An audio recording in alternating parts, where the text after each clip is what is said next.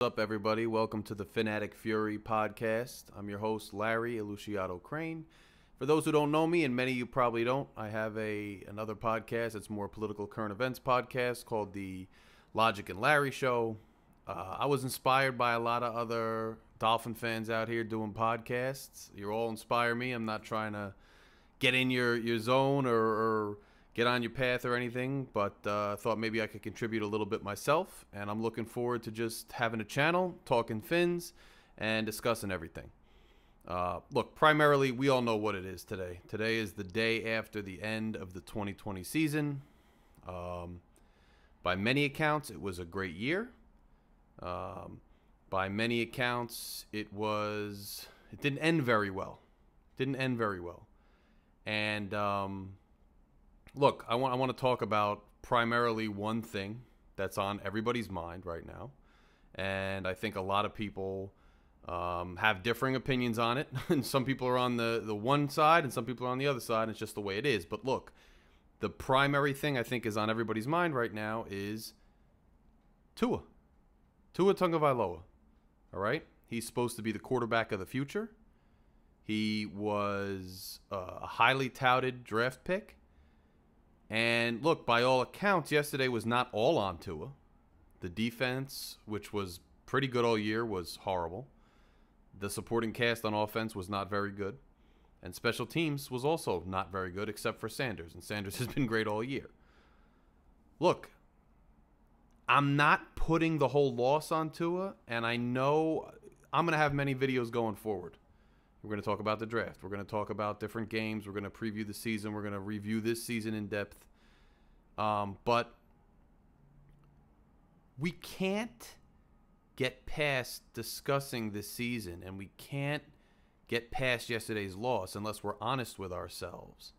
And we honestly look at Tua for a few reasons. Number one, the loss itself. In the game, during the game. There was a lot that you could trace back to Tua's play and how the team fed off it or didn't feed off of it. And then the second thing is, if we are going to reflect upon the season and whether it was a success or not, or etc., and we are going to head into the draft with the number 3 pick, primarily what's going to be on our mind is, do we have, and are we confident that we have, and more importantly than us, is Brian Flores, is Chris Grier confident that they've found the quarterback of the future for sure in Tua Tagovailoa? Now let's talk about the game yesterday, right? There's a lot out there, and Flores had some coach speak, right? He said this was a team loss. Every facet of the game failed. We can't just put this on one player, and I agree, right? You can never put any football win or loss on one player, ever. There's 11 guys on the field at a time.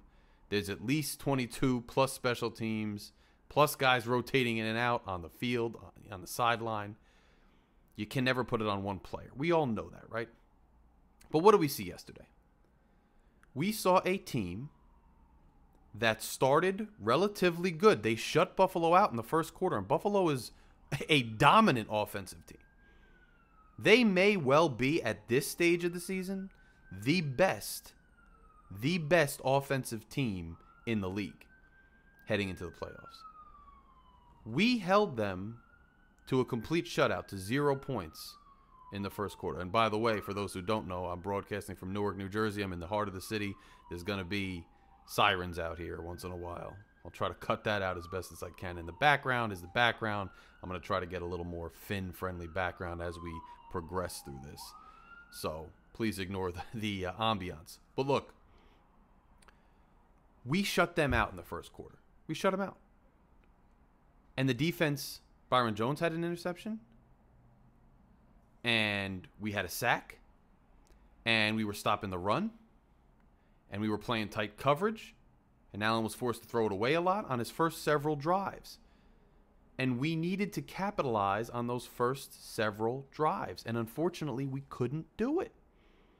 Even despite good field position on Tua's first drive from the interception. Was it all Tua? No, there was a miscommunication on the line early on. He had to throw the ball away. But the fact is that what we saw from Tua Tagovailoa yesterday was what we have unfortunately been seeing from him the entire season. The entire season, save for maybe the Arizona game. Save for maybe the Arizona game, we've been seeing this the entire season. And what it was lackluster offense. He was throwing behind the line of scrimmage every play. He was throwing quick ins sometimes. He was throwing mostly to the sideline. He was throwing consistently to his checkdowns. And we weren't moving the ball. Now, it's one thing to say that the playbook was limited. And I'll get to that. Say the playbook was limited. Even when there were short routes over the middle of the field, Tua was missing them. Period. There was a throw to Devontae Parker early in the game where it was in the middle of the field that would have gained about 6 yards and put us in a much better position on third down. And it looked maybe like Parker dropped it, but if you looked at the replay, it was very clear that Tua threw it at his kneecaps. And there were several other plays early on where Tua just flat out, one of the plays just flat out threw it on the turf, a yard in front of the guy's feet. I think it was Bowden, in front of his feet. Later, he had the pass over the middle that was tipped. I believe it was Bowden or Perry tipped it because it was thrown behind him, too slow, and high. And that wound up being intercepted. The fact of the matter is, I know these are just anecdotal things I'm pulling out of thin air. The fact of the matter is, Tua was not impressive. He did not have a spark. He did not move the offense. And why do I bring this up in the context of yesterday's game? Well, it's simple. Anybody who's watched football for a very long time, anybody, could take a look at that game and say, flat out, without denying it, unless you're lying to yourself, that the offensive stagnation and the lack of productivity on offense, which at least partially and probably to a decent extent derived from the play of Tua, eventually discouraged the rest of the team. And not just mentally discouraged them, but you just knew it was coming. When we couldn't move the ball off of the 1 yard line and we had to punt it to them and they got it at about midfield, you knew that the defense was already exhausted, already tired, and now getting mentally demoralized because the offense couldn't do anything no matter what they gave them. And it was only a matter of time before one of the best, if not the best, offensive team in the league marched down the field and scored. And that's what they did. And then subsequently you had more offensive stagnation, you had poorly thrown passes, you had interceptions, you had inaccurate passes, you had lack of downfield throws, and then the pile on continued, and Buffalo ran away with the thing. That's football.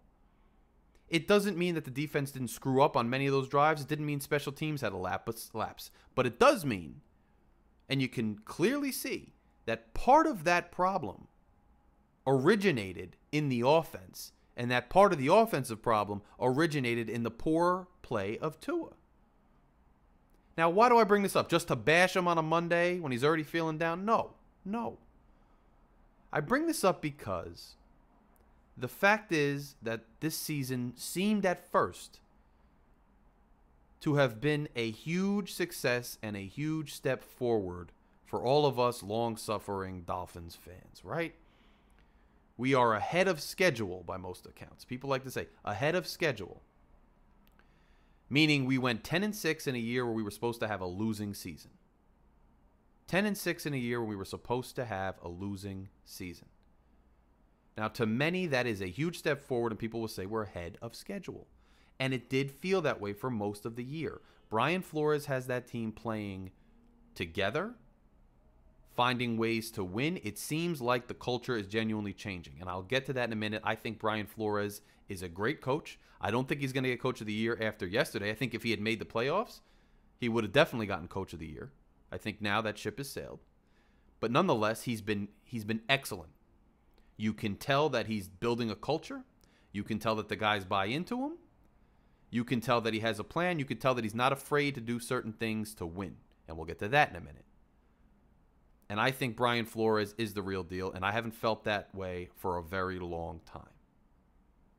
Certainly not with either of the last two coaches that we've had here. But yesterday has to place some doubt, not necessarily into Flores, but into whether or not this season was some grand leaping pad, some jump-off point for bigger and better things like playoff runs and potential championships, or whether this year was a blip on the radar and we are going to regress back to the mean next year. And there's a lot of people who want to be optimistic, and look, we're fans. We're sports fans. We're not GMs. We're not coaches. We just want to have fun. We want to be happy, and that's fine. It's entertainment to us. So I understand people who want to be optimistic. That's your right. You can be optimistic. I'm not here to rain on your parade. But I'm here to talk between fans about some reality, guys. The fact is that we have seen this type of season at least twice in the last 20 years. And both times, this season turned out to be a blip on the radar rather than a launching point for bigger and better things. In 2008, we had a winning season. We were 11-5. We won the division. Tom Brady was out that year. We debuted the Wildcat that year, and we had Chad Pennington fall into our laps that year and play one of his better seasons and carry us to the playoffs. But then we got absolutely dominated and destroyed by Baltimore. And despite how good we felt about that season and what was to come, that smacking by Baltimore let us know that despite our good fortune during the regular season, we couldn't hang with the big boys. And for the next few seasons, we didn't hang with the big boys. And then Tony Sparano was gone. Chad Henne was gone. The regime was gone. Then we keep Ireland. We get Philbin. That was just an entirely bad situation. Then we get Gase. And in 2016, Gase comes in. And despite Gase's inclinations, Jay Ajayi and whoever else was on the offensive staff convinces Gase to finally run a different zone blocking scheme than what he preferred. And Ajayi went off. And he was very talented. He carried us. When Tannehill has a good running game, we know what happens then. Moore came in and finished it. And again, we made the playoffs. And it felt like, okay, look, we have this star running back. This star running back. We have this new coach who's supposedly a quarterback whisperer. We have Ryan Tannehill, who's on the rise now that he's finally had his potential unlocked. And then what happened again? We got smacked in the playoffs again, this time by Pittsburgh. And again, we could have hoped this is a launching pad for something bigger and better, or we can't hang with the big boys. And what happened? We were behind schedule after being ahead of schedule. We were behind schedule the next several years. Flush Gase, fire him, ship Tannehill, that's over. Well, now we have this year. Everybody wants to say we're ahead of schedule. Big things to come. Be optimistic. I'm not saying not to be optimistic. But this year, we had a defense which caused a lot of turnovers in opportune situations, scored a lot of points for us, put us in position to score a lot of points. We had a miraculous play in Oakland. Well, Las Vegas. And the defense, when it regressed back to... The defense was still good. Don't get me wrong. It's a good defense. It's a solid defense. But it's not a defense where we have some kind of J.J. Watt type pass rusher, a Jason Taylor type, a Cameron Wake. We don't have that. We have very good corners. We have pretty damn good safeties, so our secondary's better. We have good linebackers. We don't have a game-changing, game-owning linebacker like Zach Thomas. That's fine. We can build on that. But we're still going to... The fact is, with that, we're still going to need more defensive pieces, is my point. It's not like the defense is just done. And defenses usually go 1 year being amazing, the next year kind of fall off. So don't just expect the defense to be amazing again next year. But my point is once we weren't getting the crazy turnovers and scores, the punt blocks and scores, the interceptions and scores, the fumble recoveries and scores, the fumble recoveries on the 10-yard line, all of a sudden our offense was exposed. And I only bring that up because things went our way this season just like they had in those previous two seasons, this time being the defense and special teams play that kind of elevated us. And once again this year, when it came time to get into a meaningful game in January against the Bills that was essentially like a playoff game because we needed to win to get in, we got smacked again. And they showed us this year that despite the good year, we can't hang with the big boys yet. Now, That doesn't mean that I'm saying give up, it's over, we're going to suck. No, what I'm saying is be mindful of the fact that just because we're 10-6 doesn't mean that we're solidified and the only place to go is up. We could still regress, and that'd be a shame. Now, if you had told me before the season, a lot of fans are out there saying, well, if I had told you it would be 10-6, wouldn't you take it? Yeah, I would take it. But if you had told me that we would be 10-6, Tua hasn't looked impressive, and we got smacked in the most important game of the season and embarrassed by a division rival, I wouldn't have taken it as much as I'd have taken it if you said we were 7-9. Played a hard-fought game against the Bills, but lost. Tua looks the part. He ran away with the starting job. There was no question about whether he was a starter in this league. He runs the team. It's his team. I would feel more confident about us going in the right direction than I feel right now. That's just a fact. Now, this isn't all a tangent. Where am I going with this? I'm going here with this. The reason I'm skeptical and the reason I'm hesitant to just declare this season one big success is because of Tua Tagovailoa. Why is that? Well, in order to have success in this league, sustained success, in order to truly build a contender year after year and to have a stable regime in management, coaching, and players, the only way to do it is to have a quarterback who is your cornerstone, your keystone, your primary player, and everything grows out of that.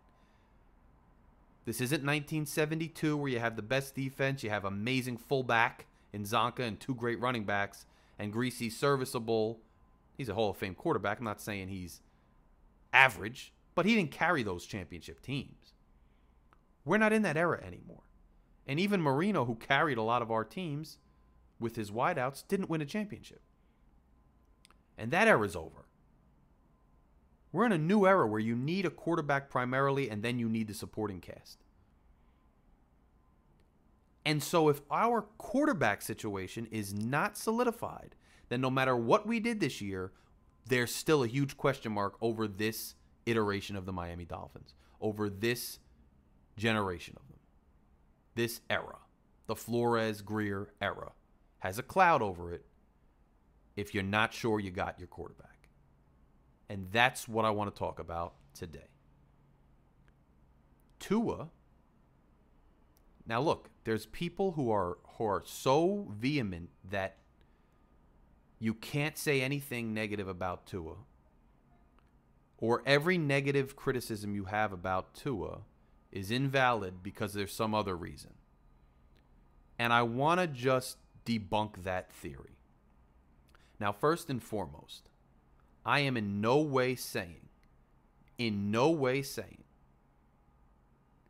that I'm giving up on Tua or that I definitively know that he's not the future. I can't possibly know that after 1 year where he didn't even play the whole year with no preseason and a below average at best supporting cast through most of the year. I can't say he's definitely not the one. But I also definitely cannot say that he is the one. And nobody else can either. And that's just a fact. If you say otherwise, you're lying to yourself. And here's the thing. Here's why it matters more this year than it did in any other previous year. We have the number 3 pick. Okay?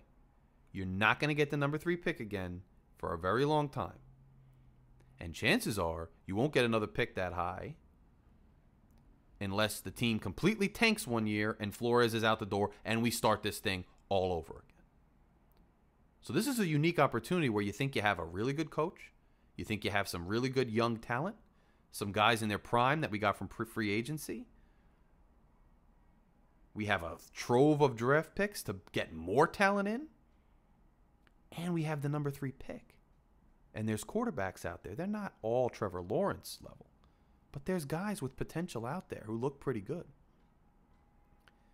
And one argument, one way of thinking says you should go out and get another quarterback this year to compete with Tua. So if Tua is not the guy, you just go to the other guy, and now you have an insurance policy built in instead of finding out down the road Tua is not the guy, and now you got to start from scratch. And here's my thing about Tua in general, right? I was not against Tua before the draft. I was not enamored with Tua before the draft either. So I'm not one of these guys that all season, every time he had a rough game, I was hating on him. Actually, all season, when he had a rough game, I said, give him time to develop. I said he doesn't have the supporting cast.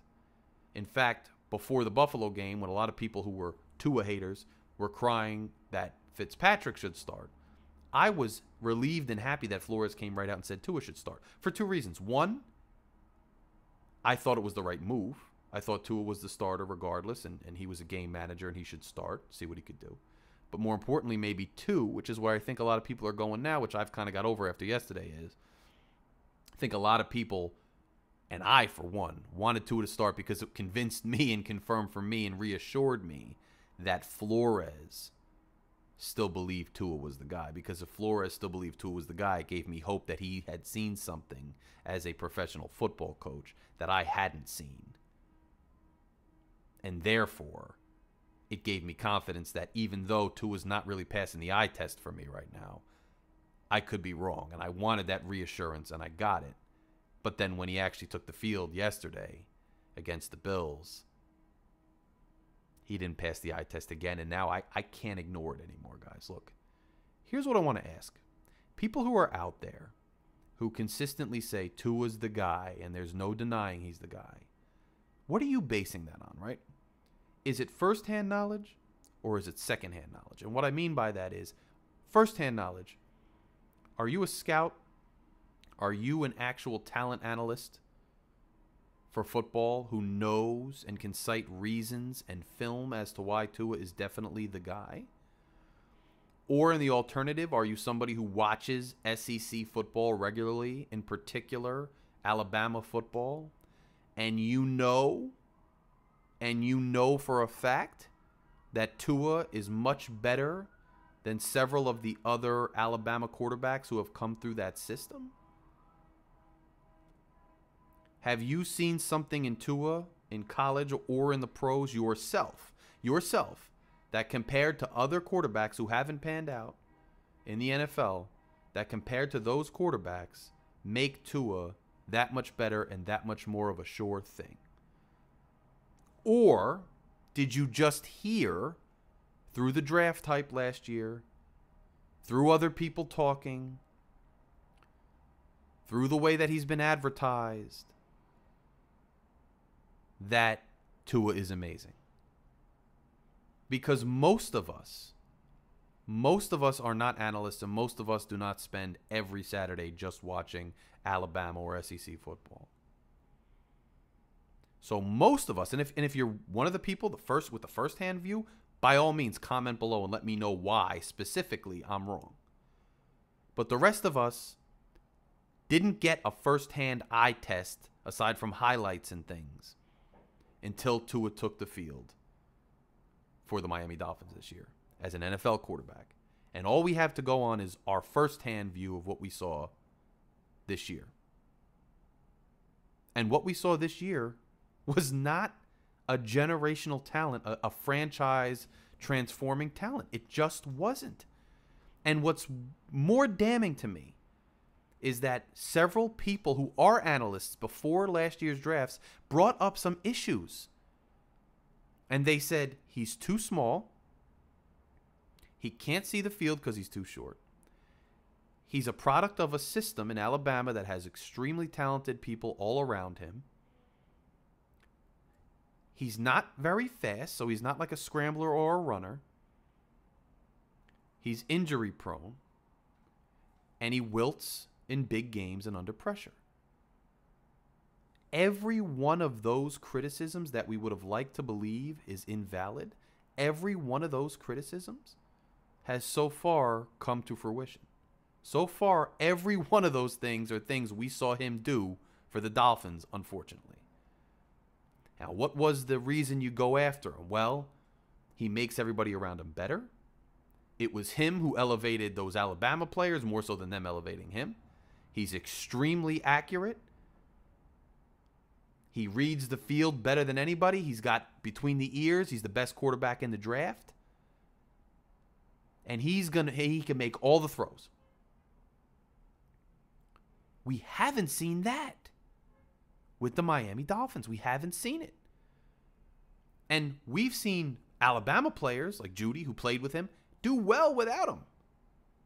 The quarterback right now for Alabama is in the running for the Heisman.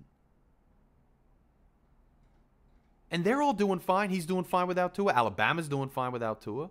The other players are doing fine without Tua. The only one who's not doing great is Tua himself. He's not. You can't ignore that. And if you don't know firsthand why he's going to be great, you can't just blindly tell yourself he's the one. I think what fans sometimes get is Stockholm Syndrome. Once you have a guy and he's your quarterback and you believed he was the future, trust me, I'm suffering from it too. I'm suffering here with you.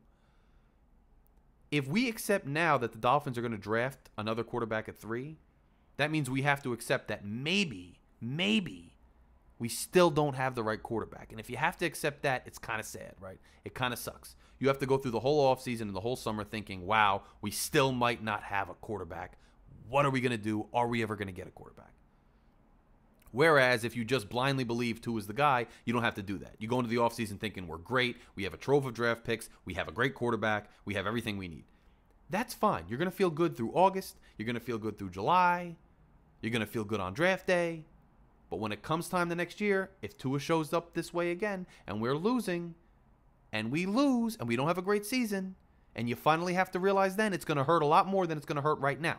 Not only that, we're not going to have a guy to go to because we didn't draft anybody.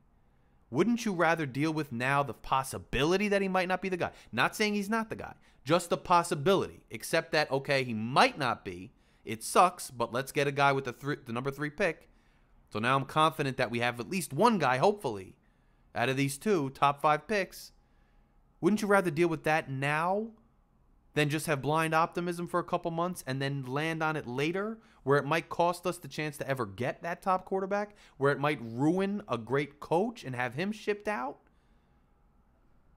Wouldn't you rather do that now? I feel like fans just create reasons why he's got to be great without firsthand examples of why he's great, just for their own sanity, and so they can go on happy this offseason. And I don't think that's accurate, guys. I just don't. Everybody out here, by the way, another thing these people are saying is, well, he didn't have the supporting cast. His receivers went down. That's true. Look, he didn't have a supporting cast. But when Fitz went in there, those same players played a lot better. And the fact is, it's a two-way street, right? Players good around a quarterback can make a quarterback look better. But a quarterback playing really well could make players around him look better. Don't tell me that if you put Patrick Mahomes or Aaron Rodgers on the Dolphins, that the players would look the same. If Fitz could get the stuff out of him that he got, then those guys could make them look like stars too. And they probably would be stars. Parker and Gesicki would be superstars if Mahomes or Rodgers were the quarterback. I'm not saying Tua's got to be Mahomes or Rodgers in his rookie year. That's not what I'm saying. What I'm saying is the play of the quarterback has just as much an effect on the players around him as the players around him have an effect on the quarterback. So you can't chalk it all up to, well, these players just suck. Fitz went in, they played good. And then the other excuse that comes up is, well, Fitz is a 16-year vet and Tua is a rookie. Fine. But Marino was a rookie, and it's Marino. I know. He's one of the best ever, if not the best. I get it. But Herbert was a rookie. He doesn't have the win record. Whatever. Herbert's playing better. You can't deny it. He's playing better. He looks better. Period. Burrow, playing better. He looks better. Period. You can say they're not. You could find up the win record, whatever else you want to throw in there. They're playing better. They pass the eye test better. Period. Okay? And they're rookies too. And here's why that matters. If we had picked Tua in the 5th round, 6th round, and I was up here complaining about it, you could tell me to be quiet. Because at the end of the day, if that were the case, he's a developmental quarterback. Then he's a developmental quarterback. Somebody like Josh Allen, who, by the way, is killing it now. Josh Allen was a developmental quarterback from jump. He had all the physical tools, a cannon arm, fast on his feet, big, but he couldn't play yet. He wasn't supposed to be the finished product. They needed the 3 years. They knew they needed the 3 years. They've succeeded in developing him in those 3 years. But Tua, don't start, reneging on what you said, and don't start backpedaling now, guys. He was a transformative, generational once in a lifetime, tank for Tua caliber, franchise changing guy leading up to last year's draft. Franchise changing guy. Now all of a sudden, he's not a 16-year vet. He's not going to play good. No. His hype, what we were told he was, what we thought he was, what we hope he is a transformative, franchise-changing, generational quarterback.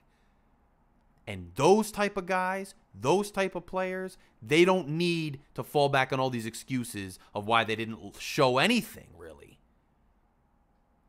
in their entire first NFL season. Those guys show you something. He hasn't. So are we already pivoting from a generational franchise player already to a developmental player who needs a strong supporting cast a la Ryan Tannehill? Are we already doing that? If you're already doing that, then you're already giving up anyway. You're already giving up on him being the generational, amazing franchise-changing player because those guys show you something even in their first year. And what are you going to do? In a year when we're losing again or he's still not showing it, now you're going to say, well, he's just a game-managing type quarterback and we need a supporting cast. And then when he can't do that, you're going to say he never worked out here because he never had the right supporting cast. I mean, are we going to go down this road again? As fans, as a franchise, have you seen this movie before? And I'm not saying that's a sure thing, but I'm saying in order to negate that and prevent that, I think we've got to take a quarterback at number 3. I just do. That ensures us, much better than right now, that we have a chance at having the right quarterback, whether it's him or the next guy that we pick. And answer me this. If you're Brian Flores or Chris Greer, think about your own job. Think about what pays your bills, your legacy, everything about it.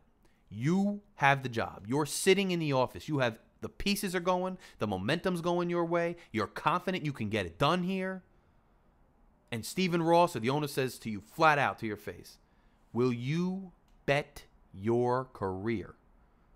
Will you bet your entire legacy based on what you've seen so far on Tua Tagovailoa alone?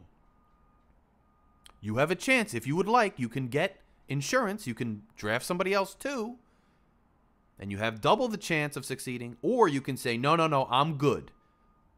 I've seen enough from Tua to know I will stake my entire career and legacy on Tua.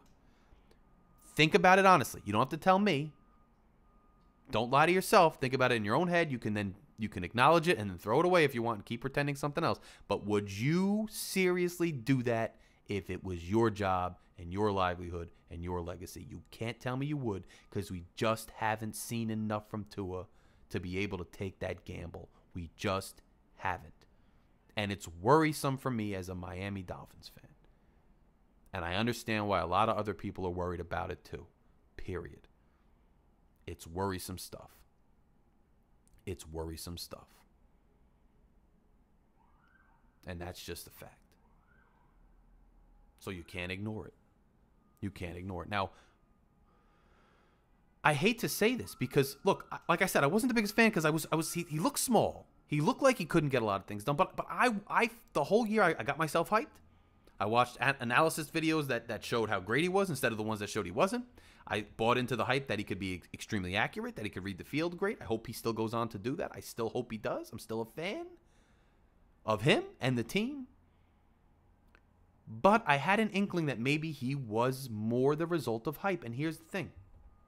In the biggest games Tua had, aside from one, and I'll get to that, in the biggest games he had, the Clemson game in the football playoff where they got dominated for most of the game, just dominated.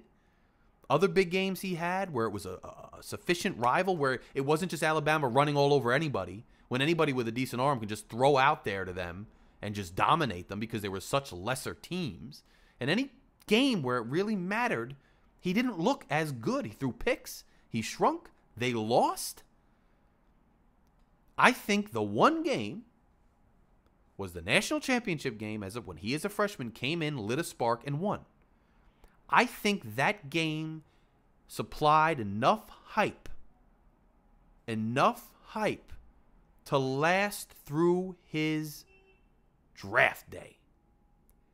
And because of his injuries and because of the emergence of Joe Burrow, he actually fell a step. He was the undisputed number 1 pick until that. And then he became the number 2 quarterback to go in that draft. And he might be the number 3 or, quarterback when it's all said and done in that draft.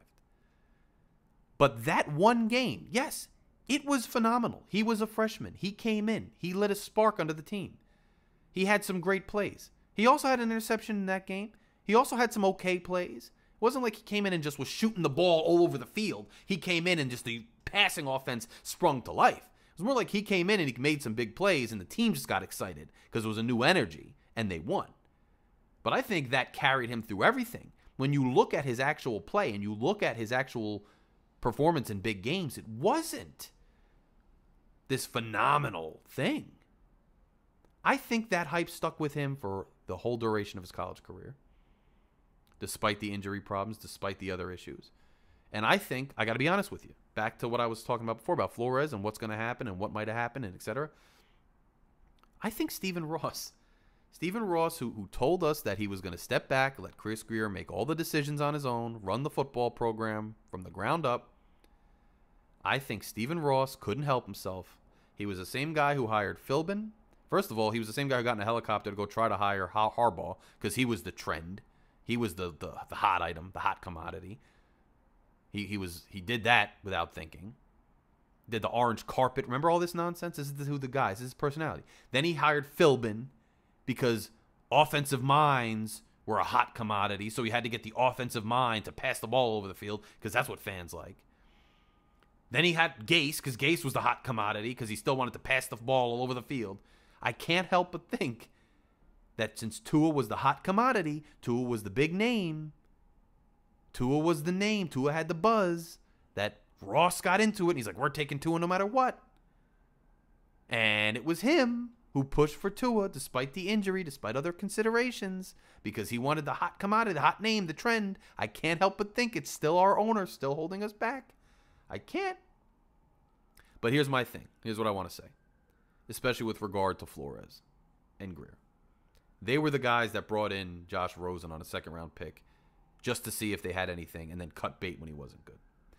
This is the guy, Flores, who pulled Tua twice and didn't care to put Fitz in to win a game, who definitely would have pulled him even earlier in yesterday's game against the Bills and put Fitz in if Fitz was available because he cares more about winning than he cares about this quarterback hype nonsense. So I'll end on this optimistic note, okay? I think we are legitimately in good hands with this regime. And so I will say this. Flores does not strike me as the kind of guy at all. He does not strike me as the kind of guy that is going to stand by if he doesn't think Tua is the answer and just not draft any competition. He just doesn't. Flores will bring in competition either through the draft or a young guy in free agency if he truly thinks Tua's might not be the answer. Therefore, why I say it's optimistic is, look, if the Dolphins don't draft a quarterback, then I guess you know that Flores is comfortable with Tua and he truly believes that this is the kid to lead us to the next level. And if he thinks that, then right now, based on everything Flores has showed me, and he, unlike Tua, has shown me things, then I have to believe that that's the right decision until proven otherwise. So the optimism here is we're in good hands. So if they draft a quarterback, that's probably the right decision. And if they don't, that's probably the right decision. We don't know. But from where I'm standing right now, guys, the end of that year wasn't great for me, primarily because of the quarterback. I hate to be in this position. I'm not happy that I'm saying this. But being honest as a Phins fan, having this medium to vent to you guys, and this Phin-Addict fury, okay? It's just, I'm just pouring my heart out because it's true. But it comes from a place of logic. It comes from a place of logic. And the fact is, it pains me to say, we haven't seen much from Tua. And the fact that he collapsed even worse in the biggest game of the season yesterday should give us all reason to pause. Now, look, I love being with you guys. I know it was a little bit, just a rant I didn't have notes. I just went off the cuff. I didn't edit the video. But I'm happy to be with you guys. I look up to a lot of the other podcasters for sports. I'm not thinking I'll ever get to that level, but I'm just here to have fun. I'm here to just talk to everybody. I appreciate all opinions. I'm going to keep this channel going. I'm not going to be that consistent right now because it's the off season, but I'll do something. I'll put something together when the draft is coming around. Maybe a season in review, a roster in review. When the next season gets rolling, I'm going to talk about our beloved Phins every week. I'm going to get the backdrop a little better. I'm going to get the video quality up. I'm going to, get the editing quality up and really try to get this thing rolling just to participate with everybody else in the conversation. So I'm looking forward to it. I hope you all enjoyed this, or at least it got you amped and emotional enough to say you hate it or comment or whatever. And I look forward to the future on this podcast and hope we could build a nice little community. And the communities I'm already a part of, I hope you enjoyed seeing me and hearing me for the first time outside of just the keyboard. So with that being said, go Phins, Phins up. It was a really fun season. I hope everything works out. Please be real with yourselves about TUA and where we are. And I will talk to you all again very soon. Later.